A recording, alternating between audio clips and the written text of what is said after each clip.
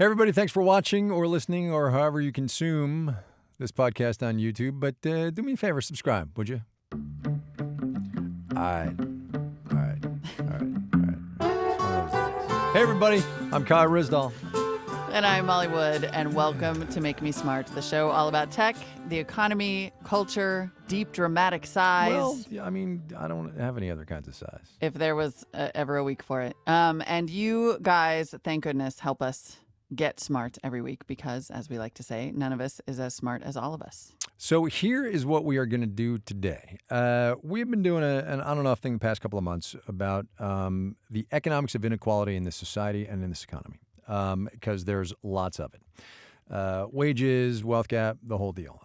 Today we're going to look at inequality as it breaks down in this country along racial lines, because it is enormous, it is growing, and it is hugely impactful for wherever we're going in this economy, honestly, is the deal. Yeah. And we know that this is not a new conversation. We are now starting to hear from a new wave of politicians who are speaking a lot more candidly about race and inequality than ever before. And we are not going to talk about the politics, we hope. We're not going to talk about those candidates, is what I mean. But we do want to continue this conversation because it is, of course, hugely important to the future of this country and the people who live here. So here's what we're going to do. We're actually going to, Molly and I can talk tech and the economy till the cows come home. We are going to get an expert on the phone. We have gotten her on the phone. Her name is Valerie Wilson. She's the director of the program on race, ethnicity, and the economy at the Economic Policy Institute in Washington. And she is here to basically hook us up. Valerie, thanks for coming on. My pleasure. Thanks for having me. So that was a quick and dirty setup because, honestly, I think we have to spend most of our time talking to somebody who's actually steeped in the data and the numbers and the reality of this. And I'm just going to pick one, okay, and we can use that as a jumping-off point. And just because the economy is my gig, I'm going to talk about the President of the United States and this thing he says all the time about black unemployment in this economy and how it's the lowest it's ever been. And he rides those waves in his speeches and every time the jobs numbers come out. What are we to make of that? So, on one hand, it is true. The black unemployment rate is the lowest that it has been since the Bureau of Labor Statistics has been gathering that data. But I think what is missing in that conversation is the fact that black unemployment rate is still double the white unemployment rate, currently at 6%.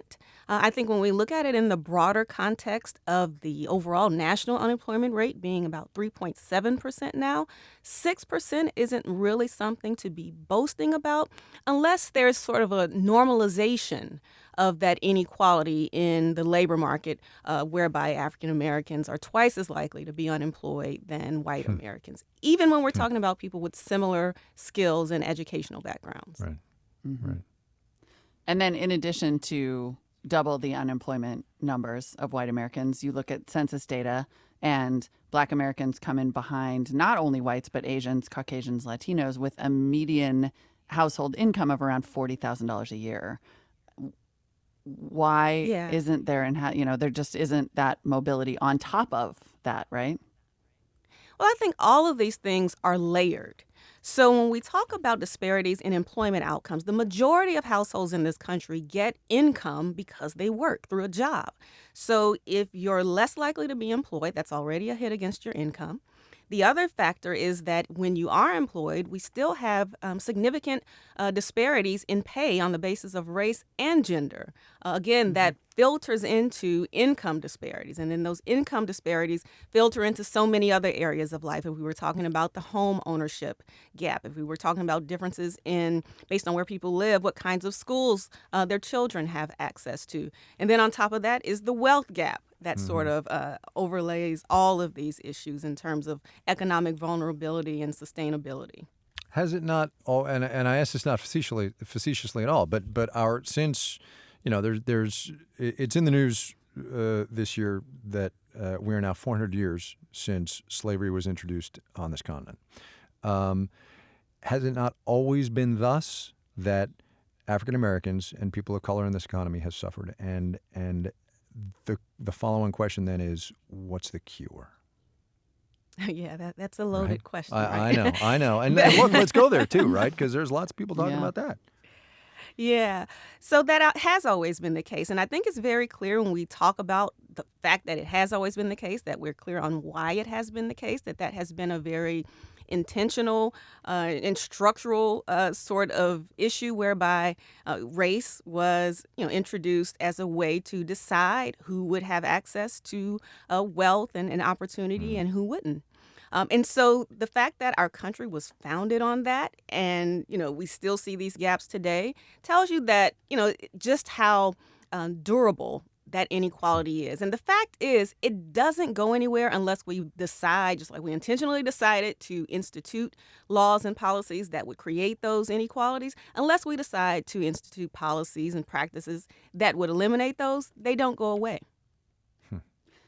You're quoted in a story about this recent report from the Cleveland Fed that talks about how there is a possibility that all of those historical factors could be improved simply by closing the labor and income gap. That if everybody got paid the same, that would at least make a dent in the black-white wealth gap. And you're quoted somewhat skeptically in response to that, but I would love to get your thoughts. So, I think that would be a huge step if we were able to close the wage gap and people were paid equitably and fairly when they are doing the same job and producing the same output. But I am a bit skeptical that that's going to completely resolve the wealth gap because inequality is written into policies across our economy. It's not just a matter of differences in pay on a job.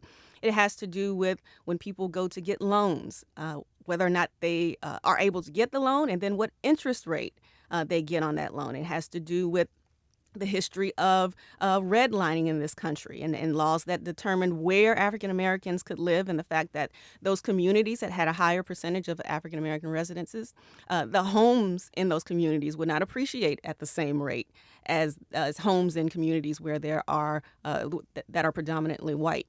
So closing the wage gap alone, like I said, goes a long way to addressing income disparities. But I'm very skeptical that that's going to eliminate a wealth gap because it is such a pervasive issue in our economy. It's if it could be fixed by that, I would think someone would have made a lot of progress in doing that. That'd be by great. Now. Yep. And in fact, the current wage gap is larger than it has been historically. Right. And we don't see that at that time when we had a smaller black-white wage gap. So, for example, in 1979, the difference in pay between blacks and whites was about 9%. It wasn't necessarily the case then that the wealth gap was that much smaller, so that it's not solely connected to differences in pay. So, well, keep going. Riff on that for a little while. What are the remedies? So, And again, sorry, there are and I know I'm asking a really complicated question in a simplistic form. I appreciate that. So I think the remedy depends in large part on what it is we're trying to address. I can talk about policies that can address pay disparities, and that will go a long way in that area, but it is not necessarily going to eliminate disparities in other parts of our economy. And I think we also have to continue to maintain sight of history. We like to think that if something gets further removed from us in terms of years, that it's no longer relevant or it no longer plays a role. And research has shown time and time again that what we see today is absolutely a reflection of history and policies that have put in place that established structures of inequality that continue to perpetuate themselves unless we deliberately do something to undo that or disentangle that. I know one of the topics that comes up a lot now in political discussion is the issue of reparations. And I'm not here to debate that issue. I think, though, that is something that's critical when we're talking about how we really address these problems head on. Again, I talked about how history plays a role in the unequal distribution of income and wealth. If we really want to address that problem, then we are going to have to redistribute some things So, if we really want to yeah. address those So gaps. two things. One is I want to give a shout out to our episode a couple of weeks ago about how important history is. Hello, says the history major. I'd just like to point that out. Number two, though, do you think we're having, for all of the attempts at having a national conversation about this that get sidetracked by one thing or another, and we all know what those are, do you think we're actually having a serious discussion about that in this country, or are we just kind of paying it lip service? I think, in my opinion, at this point, it's a little hard to tell whether it's a serious discussion or not. I think it's more of a discussion than we have had in a long time. So that in and of itself, the fact that people are willing to stand on a debate stage before a national audience and talk about it indicates that, there's room at least to start a discussion. How far that goes, I don't know. These conversations often get sidetracked with the idea and question of, if you're going to bring it up, you have to explain the complete package, the complete way to do it right up front. I think that's counterproductive. How are you going to pay for it? Right. Right. I think that's counterproductive. I think we're at we have to start at the place of saying why it's justified, why we should even start to have a conversation about this. And then we can move beyond that to talk about ways that we get it done. And again, I think, we're kind of near that starting point now by the fact that so many people have raised the issue. But I think there's still a long way to go to really get into thinking about why we should do it and how we should do it and when we should do it. Yeah.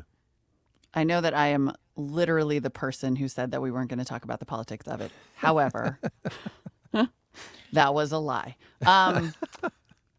Is it harder? I mean, on the one hand, we had somebody on who, Sam Sanders, I think, said, look, I did not think in my lifetime that a Democratic, candidate for president would stand up on a stage, like you just said, Valerie, and use the word reparation and talk about that redistributive effort.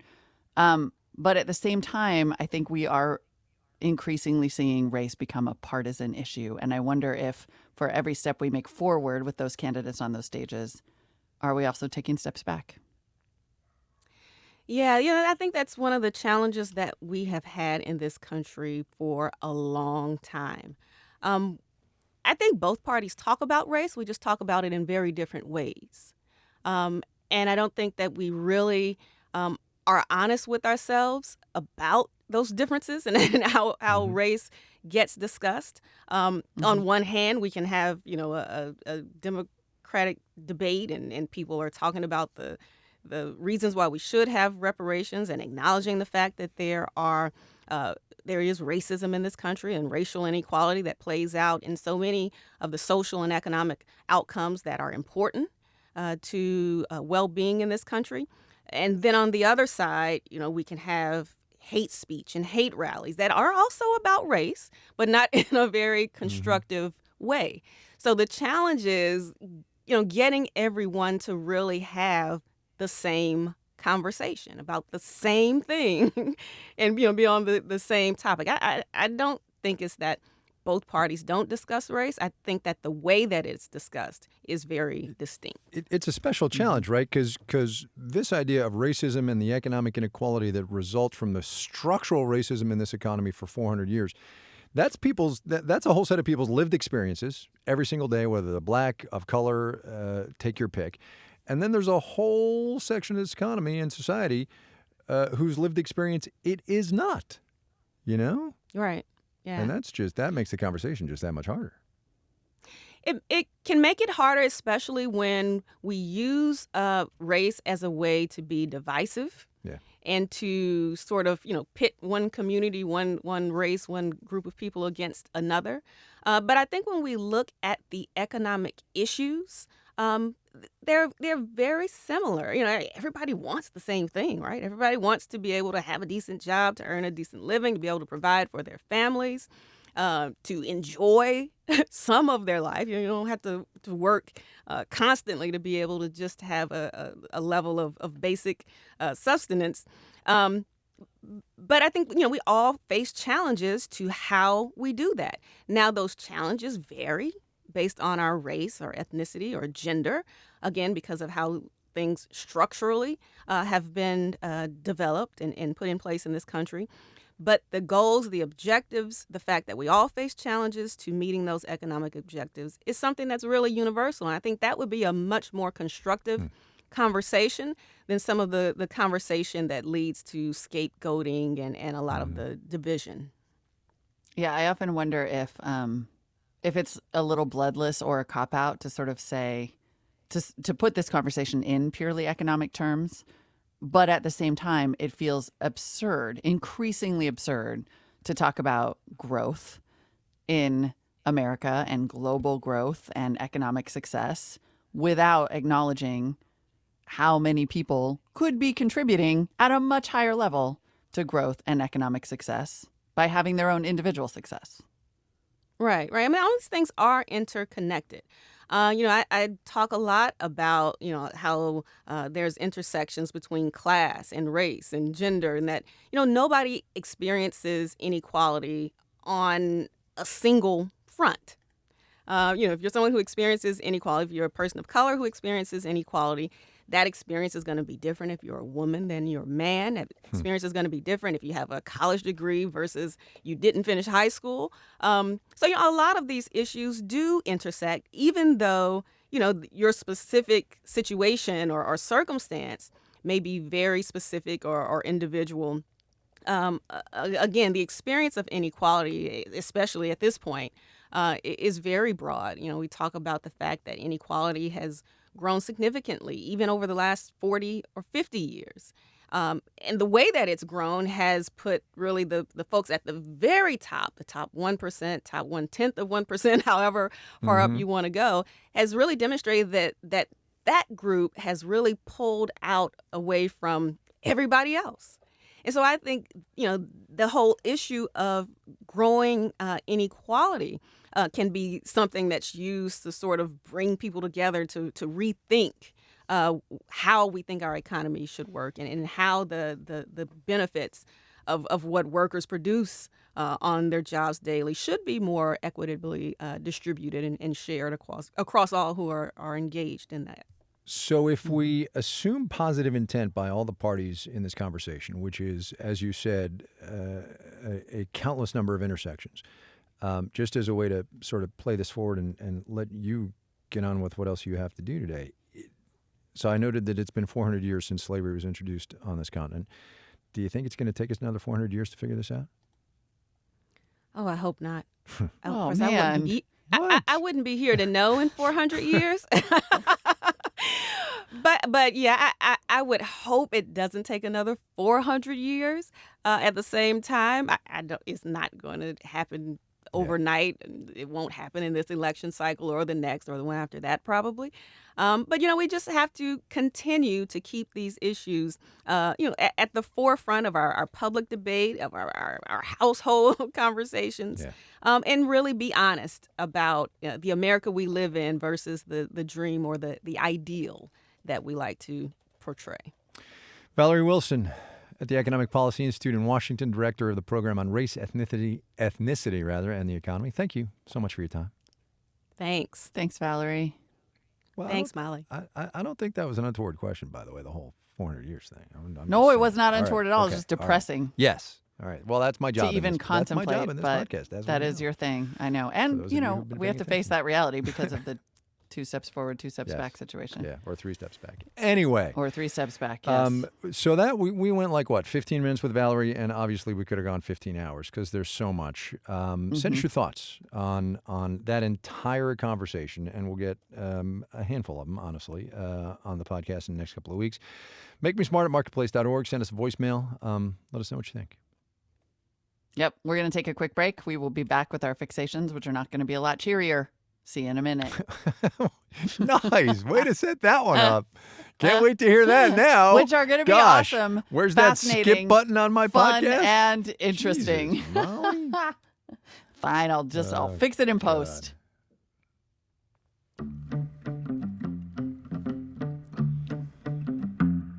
Welcome back to the show. It's time to fixate. It's going to be great. It's going to be so all right. Interesting and uplifting. My fixation is we rate dogs on Twitter. It's just cute. No, I'm just kidding. It's not it. It's not what it is. I don't even know what It's that not was. what it is. Okay, But if you need a it's a minute, good one though. We it's already a thought good it's one. If you just need to add a one fun Yes. to your list, to your Twitter Just list. one though, only one. That's a good. All right, so enough of dogs and the fun that they are. What do you want to do? You want to start or what? Nope, you go ahead. Am I going to go ahead? 'Cause I Okay, so listen, this see is your this topic. is actually me offloading my responsibilities in this segment onto you. So there were the shootings this past weekend, and as far as we know, only the one in El Paso has been directly connected to race and ethnicity and that intent on the part of the shooter, right? So we're leaving the Dayton shooting out of this. But what has happened as a result is that, as we know, the shooter's manifesto was posted onto a site called 8chan moments before the shooting, like 20 minutes before the shooting. It was a racist screed. It was all kinds of horrible things. As a result of that, a company named CloudFlare has taken this site called 8chan, in essence, out of its has denied its service. And that had the effect of briefly taking 8chan off the internet. 8chan has since been taken off the internet by another company. But here's what I want to do. I want you to tell me, first of all, what CloudFlare does, why it has the power to take companies off the internet. It did so with the Daily Stormer a 3 years ago. So tell me what CloudFlare is, and then let's have that speech debate. Yeah. Okay. Sorry to chuckle. That was a good response. CloudFlare. I know, totally. I'm trying to come up with a way to explain this that will be comprehensible. Shorter's better. Let me just say shorter's better. Yeah, exactly. Okay, all right. It's there.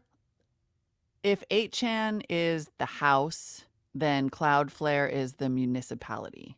It runs the power lines to the house. It provides the police that keep, ideally the house from being burglarized. So what it really does is provide this infrastructure support. It makes sure that the content from the websites on its network is delivered. Okay. And then it also protects them from hacking. Got it. And so if they take that away, then this site is kind of like it is not part of the city, right? Got it. Okay. All right. That's fair. So CloudFlare has decided so it loses that it's this right. protection. In effect, it has tossed 8chan sort of outside city walls, as it were. And the CEO of CloudFlare, Matthew Prince, who we had on Marketplace 3 or 4 years ago when they took the Daily Stormer out, right, where they denied its service. We had a conversation about how he feels about being the guy, one dude, man, running a company, taking somebody offline. Yeah. Here we are now, 3 years later. Horrible incidents have occurred. There is a very vibrant debate now about free speech in the internet and hate speech that was not around 3 years ago. Discuss. And we should say that 8chan's removal from the city walls was itself sort of dramatic because at first, CloudFlare CEO said, I don't think we should take it down. It's obviously problematic, but I'm nervous about, sort of making this decision. And I don't necessarily believe that it will do any good because 8chan will just pop up somewhere else. Right. And then reversed course within hours and removed the infrastructure from 8chan. And so you could see almost the free speech conversation play out in his own mind. How do you feel about that, right? I mean, you and I have had this conversation many a time about Twitter and Facebook and, all of that. We have. I mean, and I have, and it's not helpful because I think in some cases I've come out on both sides of this Well, look, it's a debate. It's a complicated thing, man, right? Because it is a complicated thing. I think that what I will say is from a legal perspective, these sites have no obligation. They have no First Amendment obligation Private companies to keep these conversations alive. They're private companies. And as we discussed recently on our show about Section 230, right, which is the law that gives protection to platforms based on what their users post online. It says they can't be sued if people post lawful content online. The evolution of that law made it a precedent that the sites won't get in trouble even if they meddle with the content.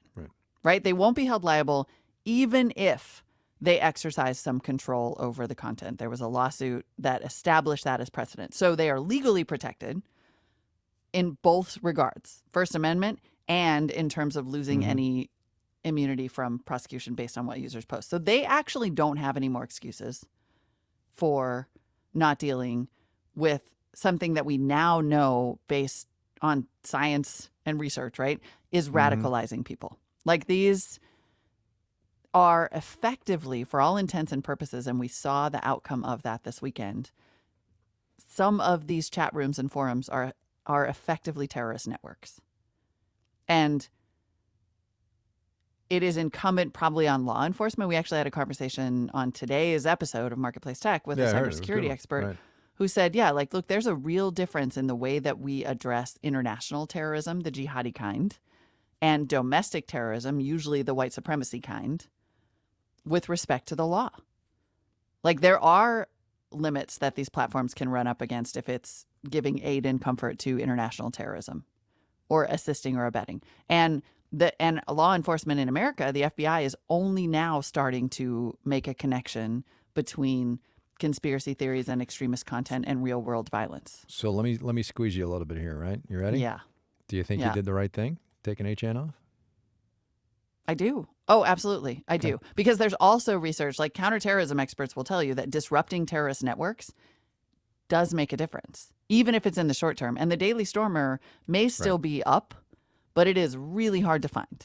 Like you got to work a lot harder. And when you look at the sort of performative part of this, which is about getting where these shooters and these young extremists want a lot of attention and they want to be seen, the less seen they are, the less power that network has in some ways. It's not to say people won't still be radicalized or find this, but making it accessible to fewer people like inevitably reduces the chance of real world violence. Okay. All right. So that's my CloudFlare HN thing. And thank you for doing all the heavy lifting and letting me just ask questions. Okay, your turn. Mine is no less difficult, which is that I have really found myself worried about the conversation about mental illness with respect to these shootings. And I just wanted to point to a story today about the country's largest organization of psychiatrists saying it is dangerous, the American Psychiatric Association, it is dangerous to link gun violence with mental illness because you risk stigmatizing, you risk trampling on their civil rights. And we have reached actually a point where mental illness is less stigmatized than it has been. People are comfortable talking about depression. And it's been a long haul getting there. And it's been a really long haul getting there. And in fact, there is no evidence that mental illness is to blame for mass shootings. And I worry that we will demonize a group of very, very vulnerable people if this is the rhetoric that gets attached. Amen. I totally agree. Totally agree. There you go. See, I told you we were going to keep it simple in the news fix. Okay. Yeah. All right.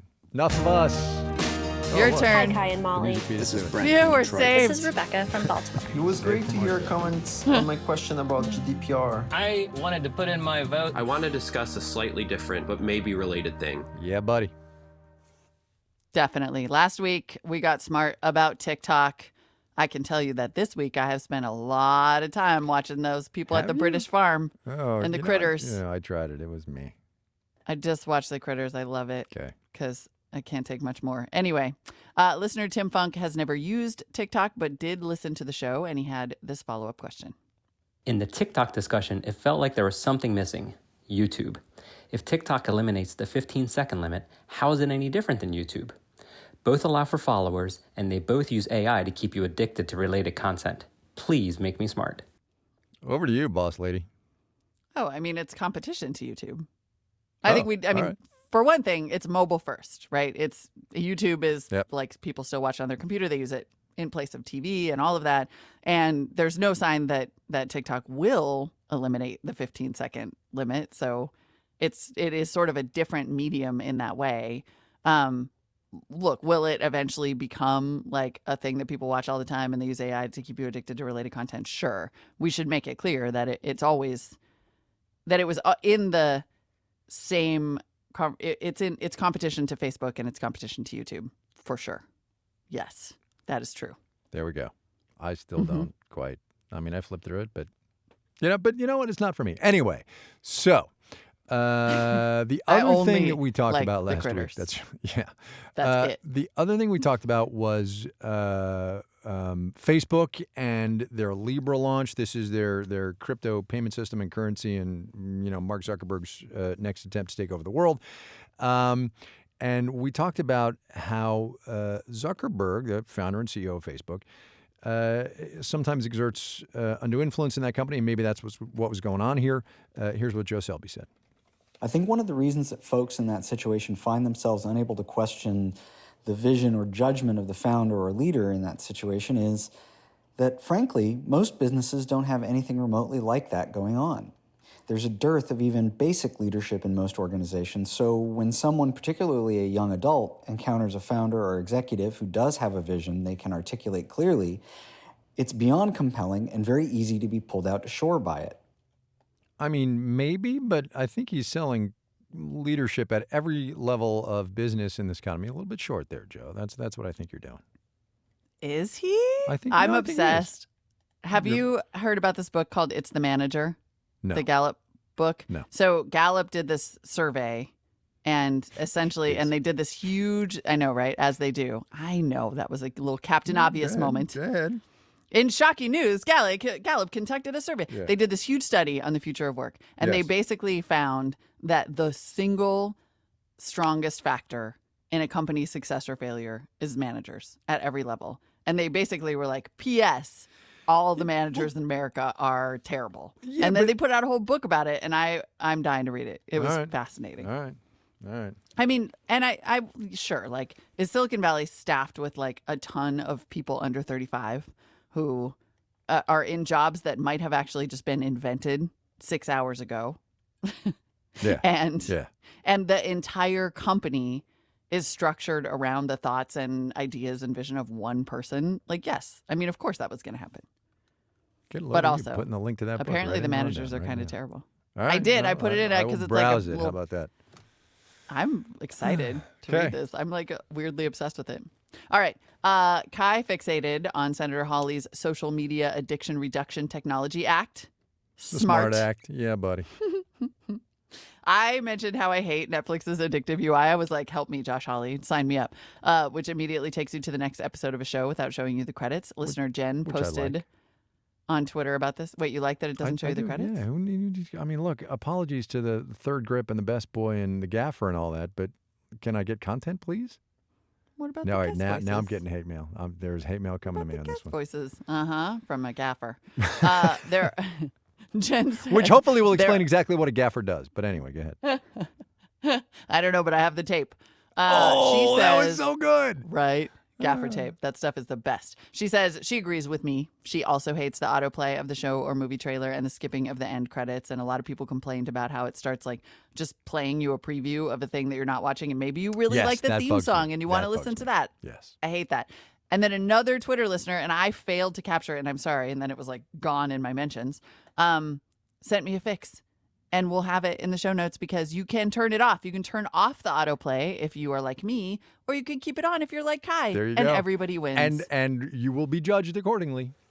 Let me just say. let me just say. All right. Tell us at your own peril. That's right. Because we will definitely judge you. Okay. The Make Me Smart answer, the question to which is, of course, what is something you thought you knew but you later found out about? Stephanie Lampkin is the founder and CEO of Blendor. It's a recruiting app that tries to diversify workplaces by breaking down unconscious bias in the hiring process. Here's what she said. I thought that I was very risk-averse, practical, stay on the straight and narrow, until I got into entrepreneurship and realized like what I'm doing is really crazy and insane and it makes no sense, and anyone practical or not crazy would never pursue this path.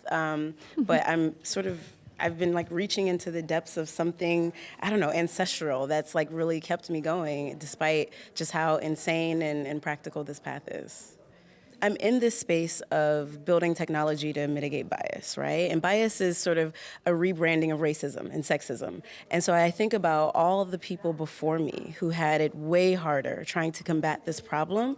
And now I'm sort of in this position living in Silicon Valley trying to solve it with technology. I think I'm drawing from the efforts and energy and spiritual connection that I have with all the Black women and men in our country who have tried to solve a lot of the same problems that we're experiencing today.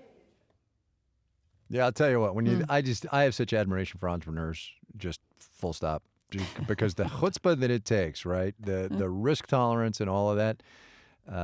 Yeah, God bless them. Yeah, truly. I know, and I don't want to be a techno chauvinist, but at the same time, like what. To our earlier points, whatever it takes, every piece of the puzzle should be tried. Yep. And go, Stephanie. Yeah. That question again, what is something you thought you knew that you later found out you were wrong about? Email us your answers. Make a voice recording. We love it. makemesmart@marketplace.org. Or frankly, if you're interesting and cool enough, Shara Morris will come to you like she does. Wow. She will come and find you. Full service podcast. And please remember, she just does it. Please remember to subscribe to the Make Me Smart newsletter. Go to marketplace.org/newsletters for fun facts and cool photos and just neat things to learn staff about. recommendations, all kinds of cool stuff. Listener recommendations, actually. So it's actually really good. Totally proud of that one. All right. That's 3 deep sighs in this podcast. I don't even know what I'm doing. I know.